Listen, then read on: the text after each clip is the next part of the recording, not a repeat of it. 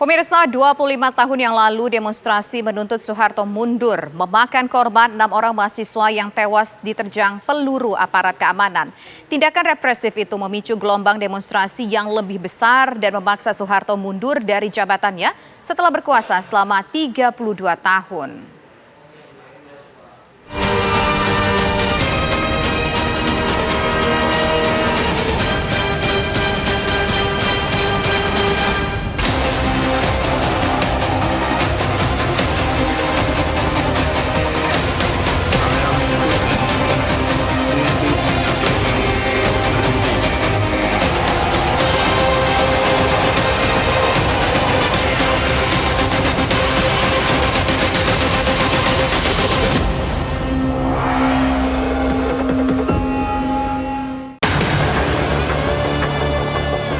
Hari ini, tepat pada 25 tahun yang lalu, gelombang demonstrasi menuntut reformasi meledak dan tak terbendung. Ribuan mahasiswa dan elemen masyarakat lainnya bergerak menuju gedung DPR MPR di Jakarta. Tuntutan utama mereka, Soeharto turun dari jabatannya sebagai Presiden Republik Indonesia. Sebelumnya pada 20 Maret 1998, Sidang Umum MPR kembali mengangkat Soeharto sebagai Presiden Republik Indonesia untuk ke-7 kalinya. Kepemimpinan Soeharto yang syarat dengan korupsi, kolusi, dan nepotisme dituding menjadi penyebab Indonesia terseret dalam krisis moneter. Perjuangan demonstrasi untuk menurunkan Soeharto menghadapi jalan terjal dan berdarah-darah. Pada 12 Mei 1998, ribuan mahasiswa Trisakti dan universitas lainnya dihadang aparat keamanan bersenjata lengkap. Mereka dihalau dan diminta mundur. Karena negosiasi tak membuahkan hasil, massa akhirnya mundur ke halaman Universitas Trisakti di Grogol. Namun rentetan tembakan dari aparat keamanan menghujani mereka. Tembakan itu sebagian diantaranya menggunakan peluru tajam. 6 mahasiswa, 4 diantaranya adalah mahasiswa Trisakti, meninggal tertembus peluru. Peristiwa ini dikenal sebagai tragedi Trisakti 98. Tindakan represif aparat keamanan tak membuat demonstrasi mengendur. Gelombang demonstrasi justru semakin besar dan luas. Mereka semakin kencang meneriaki tuntutan reformasi. Tak hanya di Jakarta, unjuk rasa besar-besaran juga terjadi di berbagai wilayah lainnya. Situasi politik dan keamanan yang memburuk memaksa pimpinan DPR MPR menemui Soeharto di Istana Negara pada 21 Mei 1998. Mereka meminta Soeharto untuk mundur. Soeharto yang posisinya semakin terjepit, akhirnya mundur dari jabatannya sebagai Presiden Republik Indonesia. Dengan memperhatikan keadaan di atas, saya berpendapat sangat sulit bagi saya untuk dapat menjalankan tugas pemerintah negara dan pembangunan dengan baik. Oleh karena itu, dengan memperhatikan ketentuan pasal 8 Undang-Undang Dasar 1945 dan setelah dengan sungguh-sungguh memperhatikan pandangan pimpinan Dewan Perwakilan Rakyat dan pimpinan fraksi-fraksi yang ada di dalamnya, saya memutuskan untuk menyatakan berhenti dari jabatan saya sebagai Presiden Republik Indonesia. Keputusan ini disambut gembira para demonstran dan sebagian besar rakyat Indonesia. Setelah Soeharto lengser, Wakil Presiden Baharudin Yusuf Habibie diangkat dan dilantik sebagai Presiden ketiga Republik Indonesia. Reformasi 98 itu membuka gerbang demokrasi yang lebih besar setelah 32 tahun dalam cengkraman Orde Baru. Dalam 25 tahun terakhir, Indonesia telah menggelar 5 pemilihan umum yang diikuti oleh banyak partai politik. Pemilu 1999 menghasilkan Abdurrahman Wahid sebagai Presiden keempat Republik Indonesia, yang kemudian digantikan oleh Megawati Soekarno Putri sebagai Presiden kelima Republik Indonesia. Tahun 2004, Indonesia untuk pertama kalinya menggelar pemilihan presiden secara langsung. Susilo Bambang Yudhoyono terpilih sebagai presiden pertama yang dipilih langsung oleh rakyat Indonesia. Presiden ke-6 Republik Indonesia itu kembali terpilih dalam Pilpres 2009. Pada Pilpres 2014, Joko Widodo terpilih sebagai Presiden ke-7 Republik Indonesia. Ia kembali terpilih dalam Pilpres 2019. Dalam 25 tahun pasca reformasi, Indonesia sudah 5 kali berganti presiden. Namun demokrasi yang diimpikan dinilai jalan di tempat. Aktivis 98 yang saat ini menjadi politisi PDIP, Adiana Pitupulu menilai Indonesia memiliki sejumlah catatan atas demokrasi. Bahwa Indonesia mendapatkan kebebasan lebih besar dibandingkan sebelum reformasi ya. Partai-partai politik berlahir, kebebasan berorganisasi, kemudian kebebasan berbicara dan sebagainya, tindakan represivitas negara juga berkurang, itu betul. Ada pemilihan langsung, bupati, gubernur, bahkan presiden. Sesuatu yang selama puluhan tahun tidak pernah dinikmati oleh rakyat, sekarang mulai dinikmati oleh rakyat. Kebebasan membaca, bahkan memilih literasi dan sebagainya, itu juga sekarang sudah terbuka. Satu sisi kita melangkah maju di hal itu, tapi dalam soal pengungkapan peristiwa-peristiwa pelanggaran HAM, menurut saya kurang maksimal. Berdasarkan data tim gabungan pencari fakta, korban meninggal dalam kerusuhan Mei 1998 tercatat 1.217 orang. Namun pelaku kerusuhan, termasuk aktor intelektualnya, hingga kini belum diseret ke pengadilan. Aktivis 98 lainnya, Fahri Hamzah, menyatakan ada sejumlah PR demokrasi yang harus dikejar. Salah satunya pemilu yang jujur. Kira PR-nya lebih banyak kepada kerelaan kita untuk melakukan 3 hal ya. Yang pertama itu memberikan kebebasan kepada diskursus publik gitu yang ingin mempersoalkan apapun begitu. Dalam negara demokrasi harus ada kebebasan untuk berdebat tentang masalah-masalah kebangsaan dan kenegaraan gitu. Yang kedua adalah terus-menerus melakukan profesionalisme di kelembagaan negara dengan menciptakan lembaga negara yang profesional dan transparan. Dan yang ketiga adalah memastikan sirkulasi elit melalui pemilu yang demokratis dan jujur, luber, jurdil gitu. Jadi jangan ada pemilu curang gitu. Kritikan keras disampaikan oleh pakar politik Universitas Negeri Jakarta, Ubaidillah Badrun.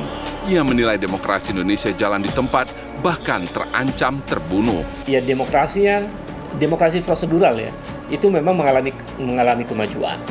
Demokrasi prosedural itu misalnya pemilu. Kalau dulu pemilu seperti memilih kucing dalam karung, sekarang orang bisa milih orang dan bisa milih partai, bisa milih kepala daerah, bisa milih presiden langsung. Itu adalah perubahan demokrasi ya, yang secara prosedural mengalami kebaikan atau kemajuan. Tetapi demokrasi substansial kita itu justru memburuk. Itu yang justru lebih berbahaya. Karena mereka bisa berlindung di balik demokrasi prosedural, padahal di belakang adalah mereka sedang membunuh demokrasi.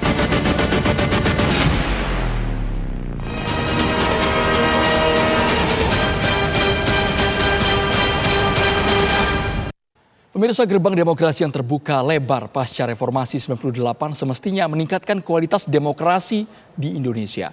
Namun ironisnya indeks demokrasi kita seperti berjalan mundur, bahkan masuk dalam kategori demokrasi cacat.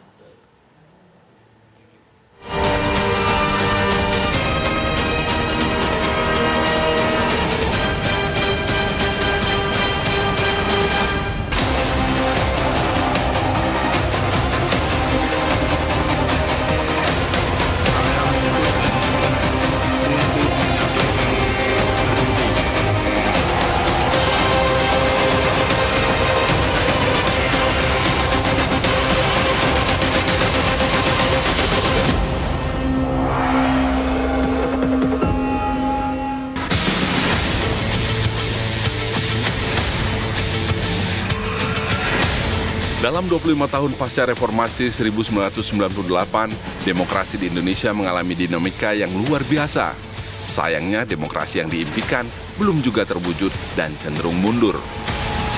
Mengacu riset di Economic Intelligence Unit atau EIU memposisikan Indonesia di peringkat ke-54 dari 167 negara. Bahkan di kawasan Asia Tenggara, Indonesia kalah dari Malaysia, Filipina, dan Timor Leste yang notabene bekas provinsi ke-27 Indonesia. Dalam 10 tahun terakhir, indeks demokrasi Indonesia tidak stabil, cenderung menurun. Nilai itu juga membuat Indonesia masuk dalam kategori demokrasi cacat atau flawed democracy. Direktur Eksekutif Amnesty Indonesia Usman Hamid menilai, setelah 25 tahun reformasi, demokrasi Indonesia mengalami kemunduran. Hal ini akibat sejumlah agenda reformasi seperti pemberantasan korupsi dan penegakan hukum yang melemah. Sayangnya di banyak sekali evaluasi para sarjana, kesimpulannya rata-rata memperlihatkan bahwa demokrasi Indonesia, reformasi Indonesia mengalami beberapa regresi, artinya mengalami kemunduran. Misalnya dalam bidang 3 hal. Pertama, dalam hal kebebasan sipil. Jaminan untuk protes, jaminan untuk kritik itu melemah.